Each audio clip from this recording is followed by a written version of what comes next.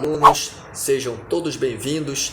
Eu sou o professor Anderson Jorge, sou professor de História e o tema da aula de hoje é Grécia Antiga.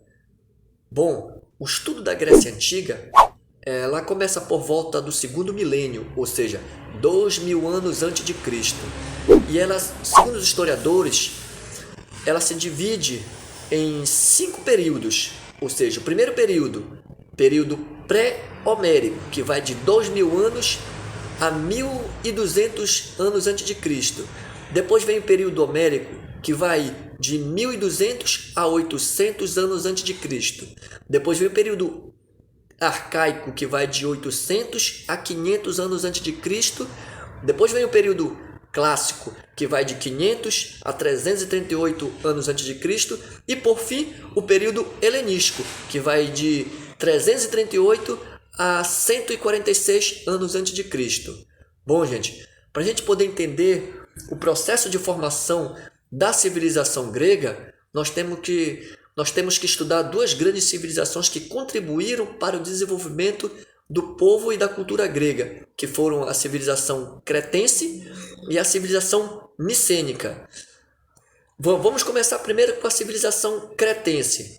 Para quem não conhece a localização geográfica da ilha de Creta, eu vou mostrar aqui no mapa, nessa parte verde, a civilização cretense. A ilha de Creta ela se localiza no sul do Mar Egeu, no sul da Península Balcânica, ou seja, na parte oriental do Mar Mediterrâneo. É onde eu estou circulando aqui, ó. Essa é chamada de Grécia Insular. Depois, nessa parte lilás, é a Grécia Asiática, e nessa parte laranja, a Grécia Continental. Vamos começar com a civilização cretense. Bom, vamos falar sobre a organização política dessa civilização. A primeira forma de governo que Creta desenvolveu foi a monarquia, ou seja, existiam várias cidades na ilha de Creta, como Knossos, Malha e Festos. Só que a principal cidade, que era o centro de comando, centro político e administrativo dessa civilização, era a cidade de Knossos. A principal fonte histórica dessa civilização é os achados do arqueólogo inglês Arthur Evans, que achou a cidade de Knossos no final do século XIX e metade do século XX. É a principal fonte para a gente conhecer a história dessa civilização. Então, gente, sobre a organização política, essas cidades, tanto Malha, Festos e Knossos, existiam grandes palácios, ou seja, toda a organização social ela gravitava em torno desses palácios. Esses palácios eles exerciam atividades econômicas, religiosas e administrativas. E provavelmente todas essas outras cidades elas eram submetidas ao comando da cidade de Knossos. Bom, sobre a organização religiosa, a religião dos cretenses era matriarcal. Eles adoravam uma deusa mãe chamada de Rhea Cibele, e representada sempre como uma criança no colo. Não construíam templos, as cerimônias religiosas eram realizadas em cavernas ou ao ar livre. A cruz suástica, o pilar, o machado de 2 gumes eram alguns de seus símbolos religiosos. E os princípios da religião cretense são desconhecidos até hoje. Bom, eles também desenvolveram uma escrita chamada de Linear A, que não foi decifrada por linguistas, arqueólogos e nem historiadores. A principal base econômica dessa civilização foi a atividade comercial e marítima, já que a civilização cretense ela tinha uma localização estratégica, ou seja, ela era um entreposto comercial entre a Ásia a Europa e a África. Ela comercializava com as ilhas do Mar Egeu, comercializava também com a Grécia continental, comercializava com a Ásia Menor, com as ilhas do Mar Egeu, comercializava com a Síria e com o norte da África. Ela desenvolveu um grande império, exerceu uma grande influência no Mediterrâneo, através do contato cultural com outros povos. E essa forma de exercer poder nos mares, através da atividade comercial, ficou conhecida como a talassocracia, poder que é exercido nos mares, poder que um Estado exerce nos mares. É um grande império marítimo da antiguidade, essa civilização. E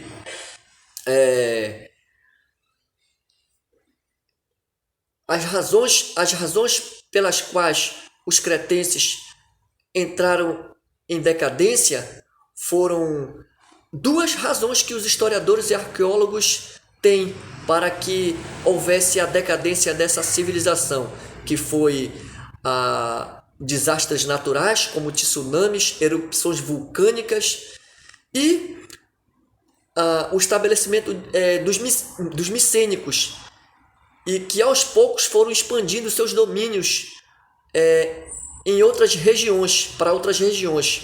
A partir de 1600 anos antes de Cristo, vai haver uma grande movimentação de povos, de migrações de povos que vieram para a Grécia continental, e desses primeiros povos são os aqueus. Os micênicos, eles são conhecidos também por aqueus, que fundaram a cidade de Micenas, na Grécia continental, nessa cor laranja no mapa. E foram vários povos que a partir de 1600 se estabeleceram na Grécia continental, que foram os aqueus, os eólios, os jônios e os dórios. Bom, a civilização micênica, ou aqueus, eles aos poucos foram assimilando e expandindo o seu poder às outras regiões, e assumiram o poder que os cretenses tinham nos mares. Ou seja, uma das características que os historiadores e arqueólogos encontraram para que os cretenses entrassem em decadência foi o domínio dos micênicos. Era uma civilização guerreira. As principais cidades micênicas, como Tirinto, Argos e a própria cidade de Micenas, eram cidades fortificadas. Isso demonstra uma característica militar. Ou seja, então há indícios realmente de fontes que os micênicos dominaram os cretenses. E a partir de 1400 a 1200, os micênicos atingiram seu apogeu máximo. Comercializavam com diversas outras cidades, assumindo os postos que os cretenses tinham nos mares. Comercializavam com a Ásia Menor, comercializavam com o norte da África, comercializavam com o Mar Egeu, e era um grande império, se tornou um grande império, a civilização micênica. Ela desenvolveu também uma escrita chamada de Linear B, que foi parcialmente decifrada por arqueólogos e linguistas. Só que essas fontes encontradas nas escavações de Arthur Evans demonstra que a escrita em linear B, elas não tinham esclarecimento sobre a vida, o cotidiano de vida dos cretenses. Ou melhor, tudo que se sabe sobre a civilização cretense e a civilização micênica foi através das pinturas feitas nas paredes dos palácios micênicos, e nos palácios de Knossos, ou seja, esses afrescos, eles retratavam o modo de vida e o cotidiano dessas civilizações. Ou seja, a fusão cultural de elementos da civilização cretense com a civilização micênica,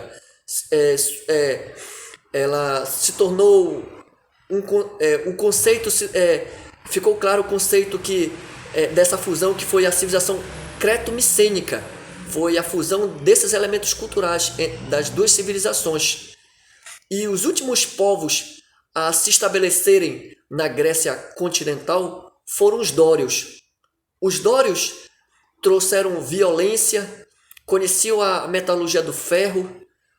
Com a vinda dos dórios para a região da Grécia continental, vai haver uma dispersão dessa organização social que gravitava em torno dos grandes palácios, que era característica tanto da civilização micênica quanto da civilização cretense.